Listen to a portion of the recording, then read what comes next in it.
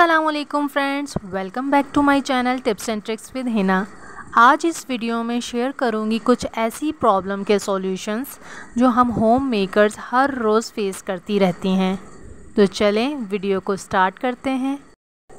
जैसा कि हम सब जानते हैं कि कैम्फर यानी कि कपूर एंटी फंगल और एंटी बैक्टीरियल होने के साथ साथ नेचुरल एयर प्योरीफायर भी है। जैसे कि कैम्फर बैक्टीरियाज़ को ख़त्म कर देता है, इसी वजह से हम पुराने दौर से कैम्फर को अपने कपड़ों में रखते हुए आ रहे हैं। लेकिन आज मैं इसका एक और यूज़ बता रही हूँ कि अगर हम इसको अपने वॉश बेसिन में या जो भी हमारे घर में ड्रेनेज, वॉशरूम, टॉयलेट वगैरह के ड्रेनेज हैं उसमें डाल देते हैं, ड्रेनेज के रास्ते से होकर जो कॉकरोचेज़ और चूहे वगैरह रात को घर में दाखिल हो जाते हैं वो नहीं आएंगे, और दूसरा बाथरूम की बैड स्मेल को ख़त्म करके एयर को फ्रेश रखेगा।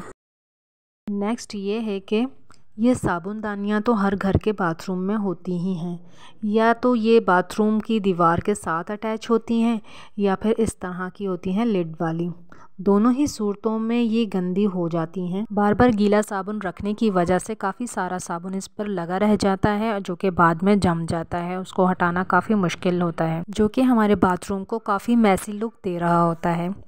तो ऐसी सूरत में इस साबुनदानी को डेली वॉश करना मस्ट हो जाता है। लेकिन अगर एक ऐसा सॉल्यूशन बता दिया जाए कि साबुन जमने की प्रॉब्लम और बार बार वॉश करने की प्रॉब्लम से जान ही छूट जाए तो कैसा रहेगा। तो फ़िलहाल तो इस साबुनदानी को अच्छी तरह से धो लेते हैं ताकि अच्छी तरह से क्लीन हो जाए। उसके बाद 2 रबर बैंड लेकर इस साबुनदानी के ऊपर चढ़ा देंगे। अब ये जो 2 रबर बैंड हमने इसके ऊपर लगाए हैं ना, इसके ऊपर हम रखेंगे साबुन को। इससे ये फ़ायदा होगा कि एक तो साबुन ड्राई रहेगा। आप चाहे कितनी दफ़ा साबुन को इस्तेमाल करें, साबुन चाहे कितनी ही दफ़ा गीला क्यों ना हो, तो ये ड्राई रहेगा और ज़ाहिर है कि साबुन घुलेगा भी नहीं। तो इस तरह से अगर हम साबुन रखते हैं तो साबुनदानी हमारी बिल्कुल साफ़ रहेगी। और अगर बाथरूम की वॉल पर इस तरह से साबुनदानी अटैच है तो इस पर भी रबर बैंड इजीली लगा सकते हैं और उसके ऊपर साबुन रखेंगे तो ड्राई रहेगा। सिमिलरली इस तरह के जो पाउच होते हैं ना, केचप का हो चाहे वो हैंड वॉश का हो, इनको ख़रीदना काफ़ी कन्वीनियंट रहता है क्योंकि अक्सर इन पर डील्स लगी हुई होती हैं, तो कोई ना कोई चीज़ इनके साथ फ्री मिल जाती है। और बार बार बॉटल को परचेज़ करने से बेहतर है कि एक बार पाउच ले लिया जाए और जो बॉटल है ना वो रिसाइकिल हो जाती है। यहाँ पर मैं हैंड वॉश की बॉटल को रीफ़िल कर रही थी, तो जब भी मैं इसके अंदर लिक्विड डालती हूँ ना तो हमेशा उसको डाइल्यूट कर लेती हूँ। यानी कि अगर एक हिस्सा मैंने इसके अंदर लिक्विड लिया है तो 3 हिस्से इसके अंदर मैं वाटर के ऐड कर दूँगी। ऐसा करने से ये काफ़ी अच्छा चल जाता है और मुझे बहुत जल्दी हैंड वॉश को बाय करने की ज़रूरत नहीं पड़ती। इसी तरह से ये बच्चों की शैम्पू की बॉटल है। ये शैम्पू ख़त्म हो चुका था तो मैंने इसको फेंकने के बजाय अब मैं ये करूँगी कि इसके अंदर कोई भी शैम्पू जो मैं यूज़ कर रही हूँ तो वो इसके अंदर मैं ऐड कर दूँगी और इसके अंदर भी वाटर डाल के इसको डाइल्यूट कर लूँगी। क्योंकि गर्मी की वजह से बच्चे सुबह शाम शावर ले रहे हैं तो ज़्यादा शैम्पू करने की वजह से हेयर डैमेज हो सकते हैं। पहले तो ये कि अगर ट्वाइस अ डे शावर ले रहे हैं तो शैम्पू को स्किप कर दें और सिर्फ पानी से ही बालों को रिंस करें। सेकंड ये कि जो छोटे बच्चे होते हैं ना वो ज़्यादा शैम्पू निकाल लेते हैं और इस तरह से काफ़ी शैम्पू वेस्ट हो जाता है, जल्दी ख़त्म हो जाता है। तो इस तरह से शैम्पू या हैंड वॉश को डाइल्यूट करने से काफ़ी बचत हो जाती है। इसी तरह से मेरे घर का ये जो टूथपेस्ट होता है ना, मैं जब यहाँ आकर खड़ी होती हूँ मुझे ये इसी तरह से डी शेप में ही मिलता है, जो कि मुझे बिल्कुल भी नहीं अच्छा लगता। और तो और सुबह में बच्चे भी बार बार आवाज़ें लगा रहे होते कि मम्मा टूथपेस्ट बाहर नहीं निकल रहा, फिर सारे काम छोड़ के आओ तो फिर इसको ठीक करो।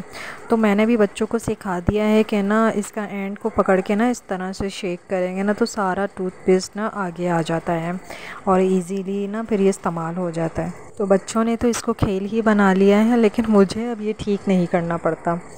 तो आप भी इसको ज़रूर ट्राई करिएगा। नेक्स्ट ये है कि ये जो हमारा बर्तन धोने का स्कॉच ब्राइट स्पंज होता है ना, सारा दिन हम इससे काफ़ी सारे बर्तन धोते रहते हैं तो बर्तन तो क्लीन कर लेते हैं लेकिन हम इसको ऐसे ही छोड़ देते हैं। इस पर काफ़ी फूड पार्टिकल इसके स्पंज के साथ चिपके रह जाते हैं और फिर हम इसको ऐसे ही गीला रख देते हैं, इसको ड्राई नहीं करते। तो ये जहाँ इसको ज़्यादा दिन चलना होता है इसकी लाइफ कम हो जाती है, कम अरसा चलता है, तो इसको भी क्लीन करना बहुत ज़रूरी है।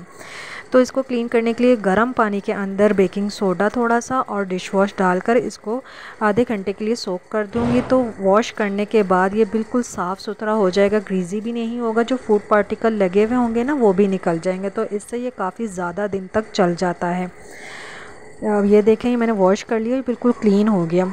तो इसको ड्राई रखना भी बहुत ज़रूरी है। तो इसको ड्राई करने के लिए मैं ये करती हूँ कि ये एक टूटा हुआ कप ले लिया। किचन में ही हमारे ऐसे टूल्स होते हैं, ऐसी चीज़ें होती हैं, हम उनको एज अ टूल यूज़ कर सकते हैं।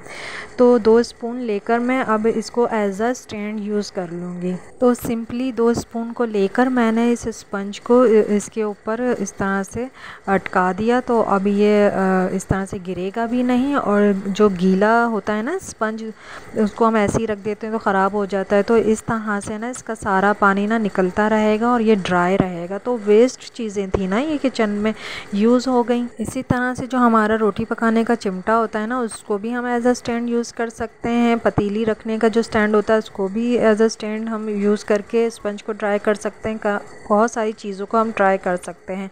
तो इस तरह से स्पंज जो है ना वो ज़्यादा टाइम तक चल जाएगा और ख़राब भी नहीं होगा। तो ये थी मेरी आज की वीडियो। आई होप कि आपको पसंद आई हों सारी टिप्स। तो वीडियो को ज़रूर लाइक कर लीजिएगा। Take good care of yourself. अल्लाह हाफिज़।